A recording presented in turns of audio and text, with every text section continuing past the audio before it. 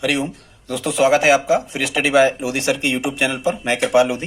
दोस्तों, आज हम आपको लेकर के आए हैं साइंस या पर्यावरण का बहुत ही इंपॉर्टेंट टॉपिक।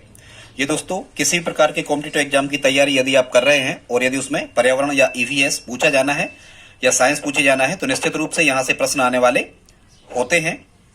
खासकर जैसे पटवारी एग्जाम या शिक्षक भर्ती या एमपी पुलिस रेलवे एसएससी में साइंस पूछी जाती है तो यहाँ से निश्चित रूप से प्रश्न आने के चांस होते हैं। दोस्तों, एक अपील है, यदि आप हमारे चैनल पर पहली बार विजिट कर रहे हैं तो प्लीज हमारे चैनल को सब्सक्राइब कर लें, साथ में बेल आइकन पर क्लिक करें ताकि सबसे पहले नोटिफिकेशन आपको मिलता रहे। दोस्तों, हम इसी प्रकार के कॉम्पिटिटिव एग्जाम रिलेटेड वीडियोस को लाते रहते हैं। प्लीज आप लाइक तो कर ही दें, कुछ नहीं लगता आपका। ठीक है दोस्तों, सब्सक्राइब कर लें हमारे चैनल को। हम अन्य कॉम्पिटिटिव एग्जाम से related maths video, GK, science, reasoning आदि को अपलोड करते रहते हैं। आप हमारी प्लेलिस्ट में जाकर के देख सकते हैं। तो बगैर देर के स्टूडेंट्स, आइए प्रारंभ करते हैं आज का टॉपिक। पौधों के अंगों के अनुसार फल के बारे में हम बताएंगे कि किस फल का कौन सा हिस्सा खाया जाता है, पौधे का कौन सा हिस्सा खाया जाता है। और हम आज आपको 1 वर्षीय, 2 वर्षीय और बहुवर्षीय पौधों के बारे में भी बताने वाले हैं।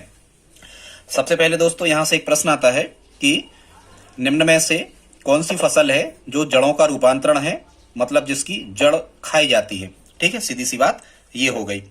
तो यहां से यदि प्रश्न आता है तो आपको एक ट्रिक याद कर लेना है। वो ट्रिक क्या है? साग चूमो जी। यहां स्टूडेंट्स जो जी शब्द लिखा हुआ है, इस जी से कहना है आपको जड़। इस जी से क्या कहना है? ये जड़ हो जाएगा। अब हम देख लेते इस ट्रिक का अर्थ। तो सा से बनता है ये सलजम, सलजम भी जड़ों का रूपांतरण है। गा से बनता है स्टूडेंट्स गाजर, गाजर भी जड़ों का रूपांतरण है। फिर हो जाएगा इससे चुकंदर, इससे चुकंदर हो जाएगा। फिर यहां लिखा है मुंह, तो मुंह से हो जाएगा क्या? मूली। ठीक है स्टूडेंट, तो क्या क्या हो गया जड़ों के रूपांतरण में? सलजम व शकरकंद, सा से 2 बनेंगे, सलजम व शकरकंद, चुकंदर, मूली और गाजर। ठीक है स्टूडेंट्स, ये मुख्यतः ठंडी मौसम में होती है। इनमें शर्करा होती है, सुपाच्य रेशा होता है, खनिज लवण, विटामिन और कम वसा होती है, जो जड़ें फसलें होती हैं इनमें। अब हम देखते हैं स्टूडेंट्स तने का रूपांतरण या जिनका तना खाया जाता है। कभी कभी यहां से प्रश्न आता है कि निम्न में से कौन सी फसल तने का रूपांतरण है।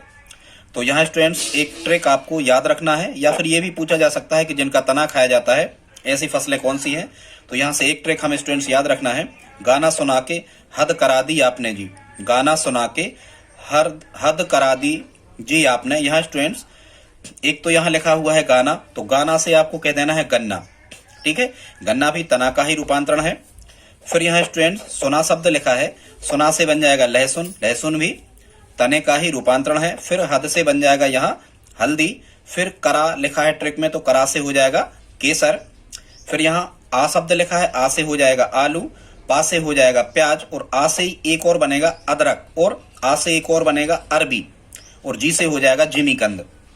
तो स्टूडेंट्स लहसुन, हल्दी, केसर, आलू, प्याज, अदरक, अरबी और जिमीकंद, ये सभी के सभी तना का रूपांतरण है। स्टूडेंट्स बहुत इंपॉर्टेंट है ये, और खासकर यदि आप शिक्षक भर्ती परीक्षा की तैयारी कर रहे हैं तो ये टॉपिक अलग से उसमें लगा होता है।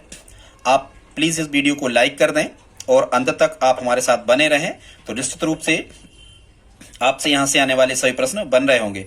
अब स्टूडेंट्स एक क्वेश्चन आता है कि ऐसी फसलों के नाम क्या है जिनका फल खाया जाता है, फल का उपयोग किया जाता है खाने के रूप में। तो आप खुद से ही समझ जाओगे, पर कुछ चीजें हम बता रहे हैं। ठीक है, ये जिनके फल खाए जाते हैं, टमाटर, बैगन, मिर्च, भिंडी, तरबूज, खरबूज, खीरा, तुरई या तोरई और आदि आदि। यहां से आप खुद दिमाग लगाओगे कि इनका फल ही खाया जाता होगा। फिर स्टूडेंट्स आगे देखते हैं। यहां से प्रश्न आ सकता है कि ऐसी फसल कौन है निम्न में जिनका फल खाया जाता है या खाने योग्य भाग फल होता है, वो कौन सी फसल है। कई टाइप से क्वेश्चन आ सकते हैं, पर आप समझ जाओगे। अब देखते हैं स्टूडेंट्स ऐसी फसलों को जिनका फूल खाया जाता है। तो जिनका फूल खाया जाता है ऐसी फसलों में आ जाते हैं, एक तो फूल गोभी, नाम से स्पष्ट है। फिर एक फसल होती है ब्रोकोली और कचनार। इनका क्या खाया जाता है स्टूडेंट्स? इनका खाया जाता है फूल। या यहाँ पे मुनगा शब्द भी आ सकता है, हालांकि मुनगा का तो सभी जो अंग उसके होते हैं लगभग सभी खाने योग्य होते हैं। फिर अगला टॉपिक है जिस ऐसी फसलों के नाम जिनका बीज खाया जाता है। तो इसमें 2 चीजें आती हैं, लोबिया और सैम। तो बीज जिसका खाया जाता है याद रख लें आप, लोबिया और सैम। सैम के भी तो बीजा खाते, लोबिया के भी बीज आई हम खाते हैं। फिर स्टूडेंट्स ऐसी फसलें जिनकी पत्ती खाई जाती है, तो सामान्यतः भाषा में यदि हम कहें तो पत्ती जिनकी खाई जाती है ऐसी फसलें, या हम कहें जिनकी भाजी जिनकी बनती है, सीधी सी बात अपनी सरल भाषा में जिनकी भाजी बनती है, ऐसी सभी फसलों की का खाने योग्य भाग पत्ती ही होता है। तो पालक, बथुआ, मेथी, सरसों और चना, इन सब की भाजी बनती है, आपको पता होगा। रजगिरा और यहाँ आ जाएगा, और भी आ जाएंगे, आप जानते हो तो समझ सकते हो, जिनकी पत्ती खाई जाती है। तो यही फलों के खाने योग्य भाग स्टूडेंट्स होते हैं। आगे अब हम देखते हैं, अब हम आपको आगे बताने वाले स्टूडेंट्स ऐसी फसलें जिनका कंद खाया जाता है, ऐसी फसलें जिनका कंद खाया जाता है। तो कंद में प्याज और लहसुन ही आते हैं मुख्यतः, दो प्याज में कंद यही कहलाते हैं स्टूडेंट्स, प्याज और लहसुन। अब स्टूडेंट्स आगे देखते हैं, कई बार यहाँ से प्रश्न आते हैं कि ऐसी कौन सी फसलें हैं जिनका खाने योग्य भाग पुष्पासन होता है। ये सब पुष्पासन, भ्रूण, ये सब उनके अंदर की चीजें कहलाती हैं फसलों की। तो देखते हैं ऐसी फसलें जिनका पुष्पासन खाया जाता है। क्या पुष्पासन खाया जाता है? तो यहाँ से आपको एक ट्रिक याद रखना है। ये हम ऐसी फसलें आपको बता रहे हैं जिनका खाने योग्य भाग क्या होता है स्टूडेंट, पुष्पासन। तो यहाँ आपको एक ट्रिक याद रखना है, पुष्पा सेना में है, मान के चलो पुष्पा नाम की कोई लड़की है जो सेना में है, तो यहाँ स्टूडेंट्स पुष्पा से हो जाएगा पुष्पासन, और से हो जाएगा सेव, और ना से हो जाएगा नाशपाती। इसका मतलब स्टूडेंट्स क्या हुआ कि सेव और नाशपाती का खाने योग्य जो भाग होता है उसे हम क्या कहते हैं, पुष्पासन। आई होप आप समझ गए होंगे। स्टूडेंट्स कुछ और चीजें हमने बताई हैं, उनको हम देख लेते हैं। फिर यहाँ पर लिखा होता है क्या, भिंडी। तो भिंडी में ध्यान रखना, भिंडी का संपूर्ण फल ही खाया जाता है। भिंडी का संपूर्ण फल, फलों के अंतर्गत आती है भिंडी। भिंडी का संपूर्ण फल ही खाया जाता है। पूरी भिंडी खा ले तो आप कुछ नहीं फेंकते, सीधी काटते उसे, ठीक है। तो ऐसी फसलों को या ऐसी सब्जियों को जिनको आप पूरा का पूरा ज्यों का त्यों खा लेते हो, बिल्कुल भी फेंकते नहीं हो, उसमें आपको संपूर्ण फल ही लिखना है। फिर हम देखते हैं स्टूडेंट्स मटर। मटर का खाने योग्य भाग होता है भ्रूण व पूर्ण बीज, ठीक है। भ्रूण मतलब अंदर जो उसका भ्रूण रहता है मटर का, हम वो भी खा लेते हैं, और उसका पूर्ण बीज भी हम ज्यों का त्यों खा लेते हैं। फिर स्टूडेंट्स एक ट्रिक आपको याद करना है, भीट बीच में आई। क्या ट्रिक स्टूडेंट्स, भीट बीच में आई। अब इस भीट बीच में आई, यहां स्टूडेंट्स आई से तो बनेगा आलू, और ई से बनेगा इमली, और भीट बीच में आई या बीच में भीट आई, भीट मतलब दीवाल अपनी सामान्य सी भाषा में, तो बीच में भीट आई, ऐसा भी आप याद कर लेना स्टूडेंट्स। बीच से बन जाएगा मध्य, और भीट से बन जाएगा भित्ति, आ से बन जाएगा आम, और ई से बन जाएगा इमली। इसका मतलब ये हुआ कि मध्य भित्ति खाई जाती है किसकी, आम और इमली की। आई होप आप इतना समझ गए होंगे। आगे देखते स्टूडेंट्स, मक्का और नारियल, दो फसलें हैं, मक्का और नारियल। इनका भ्रूण और भ्रूणपोष दोनों ही खाया जाता है। इसका मक्का और नारियल का भ्रूण और भ्रूणपोष दोनों ही खाया जाता है, ठीक है।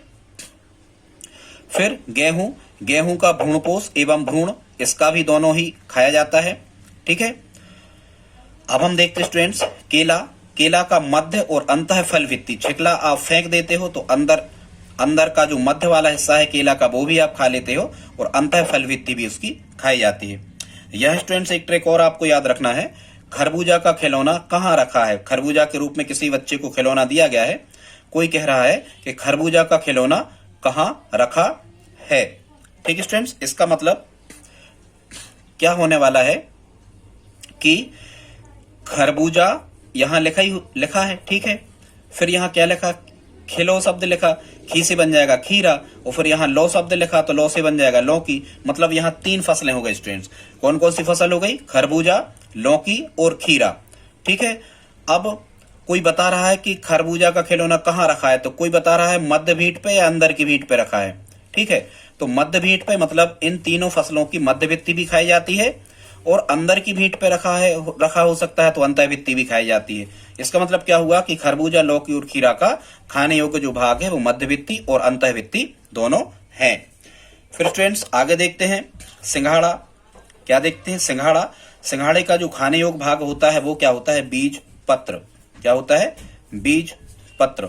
और वैसे ही जो सिंघानिया टाइप के होते हैं वो यदि पत्र लिख दें तो सब जगह सुनवाई होती है।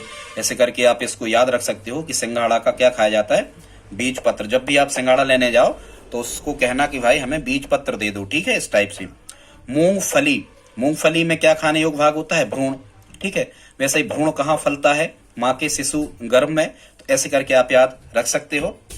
माँ के गर्भ में भ्रूण फलता है। ऐसे करके आप स्टूडेंट इसको याद रख सकते हो कि मूंगफली का खाने योग्य भाग क्या है, भ्रूण। ये हमने आपको शुरू में बता दिया था मटर के बारे में स्टूडेंट कि मटर में क्या खाया जाता है। तो मटर में खाया जाता है भ्रूण और उसका पूर्ण बीज।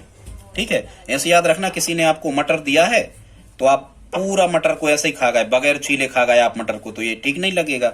ठीक है, तो पूर्ण बीज और भ्रूण मटर का खाने योग्य भाग है। फिर हम देखते हैं चना। चना का खाने योग्य भाग क्या होता है स्टूडेंट? चना का खाने योग्य भाग है बीज, पत्र व भ्रूण। क्या है? बीज, पत्र व भ्रूण खाया जाता है किसका? चने का। अब स्टूडेंट्स एक ट्रिक और याद करना आपको, अंगूरी टमाटर का फल खाएगी या बिही का बीज? अंगूरी टमाटर का फल खाएगी या बिही का बीज? तो ये इसमें इस ट्रिक में ऐसी सभी फसलें आ जाने वाली हैं जिनकी, अब यहां पर क्या लिखा है कि बिही का बीज, हालांकि ठीक है बिही तो आपको पता ही होगा। तो इस बीज से बनेगा क्या? अमरूद उसको कहते हैं। बीज से बनेगा क्या? बीजांडासन। और फिर यहां लिखा है कि फल खाएगी तो फल से बनेगा फलवित्ती, और बीज से क्या बनेगा? बीजांडासन। यहां पर लिखा हुआ है। तो ऐसे फल है ये तीन जिनकी फलवित्ती और बीजांडासन का उपयोग खाने के रूप में किया जाता है। अंगूरी से बनेगा अंगूर, टमा से बनेगा टमाटर, ये लिखा ही है साफ साफ। ठीक है, और बिही से बनेगा अमरूद। तो अंगूर, टमाटर और अमरूद इनकी फलवित्ती और बीजांडासन इनके खाने योग्य भाग हैं। दोस्तों बस 2 मिनट और आप हमारे साथ रहें। अब हम बताने वाले हैं जीवन चक्र के आधार पर पौधों के 3 प्रकार होते हैं। जीवन चक्र का मतलब होता है समय के आधार पर पौधों को 3 भागों में बांटा जाता है। 1 वर्षीय पौधे, 2 वर्षीय पौधे और तीसरा होता है बहुवर्षीय पौधे। देखते हैं इनको। यहां से स्टूडेंट प्रश्न कैसा आता है, या तो 1 वर्षीय पौधों की परिभाषा आती है, या मुख्यतः परिभाषा के अलावा यहां से एग्जाम्पल ही सबसे ज्यादा पूछे जाते हैं कि निम्न में से कौन 1 वर्षीय पौधे का उदाहरण है, कौन 2 वर्षीय पौधे का उदाहरण और कौन बहुवर्षीय पौधे का उदाहरण है। तो हम देखते हैं पहले 1 वर्षीय पौधे के उदाहरण के अंतर्गत कौन कौन सी फसलें या चीजें आ जाती हैं। तो जो पौधे 1 वर्ष के भीतर ही बीज उत्पन्न होने से लेकर बीज उत्पन्न करने तक, ठीक है, का चक्र पूरा करके सूख जाते हैं, मतलब कुल मिला के ये अल्पकालीन फसलें ही 1 वर्षीय पौधों के अंतर्गत आती हैं। ठीक है, जो पौधे 1 वर्ष के भीतर ही बीज उत्पन्न होने से लेकर बीज बनने तक का चक्र पूरा करके सूख जाते हैं, उन्हें हम 1 वर्षीय पौधे कहते हैं। ठीक है, सूख जाते हैं, आप खुद समझ रहे। देखो कुल मिला के अल्पकालीन फसलें 1 वर्षीय पौधों में मटर, गेहूं, धान, सोयाबीन, बाजरा, मूंग, उड़द, चना आदि। ठीक, फिर आते हैं स्टूडेंट 2 वर्षीय पौधे। तो वैसे ही आपको पता है फूलों का लेन देन 2 लोगों के बीच में, फूलों का जो लेन देन होता है, हालांकि वो बड़े बड़े शहरों में ऐसा करके भी आप याद रख सकते हो कि बड़े बड़े शहरों में एक स्थान पर ही फूल मिलता है। तो मुख्यतः ये आपको ध्यान रखना स्टूडेंट्स कि जो 2 वर्षीय पौधे होते हैं, तो ऐसा याद रखना कि एक फूल वाले की दुकान है। ठीक है, एक फूल वाले की दुकान है और 2 लोगों के बीच में फूल का आदान प्रदान हो सकता है। एक व्यक्ति किसी को फूल दे सकता है, लेकिन फूल की दुकान एक ही है जो 2 लोगों के बीच में फूल का आदान प्रदान होना है।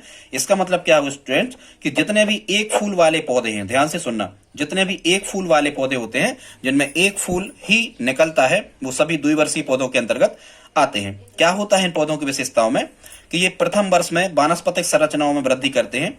स्टूडेंट्स पौधे की वानस्पतिक संरचनाओं का मतलब होता है पत्ती, तना और जड़ें विकसित होती हैं पहले वर्ष में।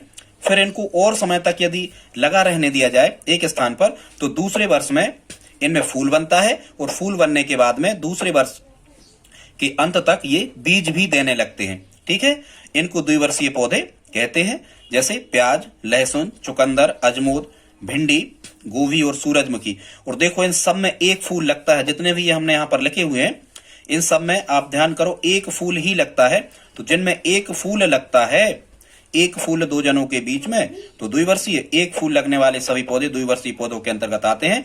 और सबसे कम संख्या स्टूडेंट जो होती है ये 2 वर्षीय पौधों की ही होती है स्टूडेंट्स, और सबसे ज्यादा जो संख्या होती है ये बहुवर्षीय पौधों की होती है। दोस्तों आगे देखते हैं, 2 वर्षीय पौधों के बाद में आते हैं हम बहुवर्षीय पौधों पर। तो ऐसे पौधे जो 2 ऋतुओं से अधिक समय तक जीवित रहते हैं, या हम कह सकते हैं कि जो 2 वर्षों से अधिक समय तक जीवित रहते हैं। एक ही बात है, 2 ऋतुओं का मतलब ये होता है कि बहुत समय तक, या 2 से अधिक शब्द यहाँ पर लिखा हुआ है, 2 या 2 से अधिक नहीं लिखा, तो वही आप समझ सकते हो कि ऐसे पौधे जो 2 ऋतुओं से अधिक समय तक या 2 वर्षों से अधिक समय तक जीवित रहते हैं, ऐसे पौधों को बहुवर्षीय पौधे कहा जाता है। ये अनेक वर्षों तक फल तथा बीज देने के बाद भी अपना जीवन चक्र जारी रखते हैं, जैसे सभी प्रकार की झाड़ियां और सभी प्रकार के वृक्ष। आई होप आप इतना समझ गए होंगे। दोस्तों, आज का वीडियो कैसा लगा प्लीज आप हमें कमेंट बॉक्स में लिख करके जरूर बताएं। प्लीज आप लाइक करें, आप हमारी प्लीज हेल्प करें। इस वीडियो को दोस्तों के साथ स्टडी ग्रुप में शेयर जरूर करें। मिलते हैं अगले वीडियो में, तब तक के लिए जय हिंद जय भारत।